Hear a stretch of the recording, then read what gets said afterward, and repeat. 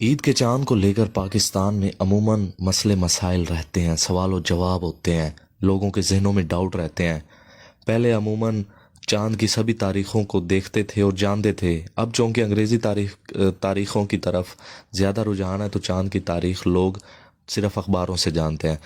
تو جن لوگوں کے ذہن میں ڈاؤٹ ہے ان کے لیے بہتر بات یہ ہے کہ 12 کی رات کو، 12 تاریخ تھی انگریزی کی اور اس کی رات تھی، اس کو یکم شوال کا چاند نظر آیا ہے تو 13 کو عید ہوئی ہے۔ اب 25 کو اگر 14ویں کا چاند مکمل فل آب و تاب کے ساتھ روشن ہوتا ہے تو اناؤنسمنٹ صحیح ہوئی ہے، اگر نہیں ہوتا ہے تو پھر اناؤنسمنٹ صحیح نہیں ہوئی ہے۔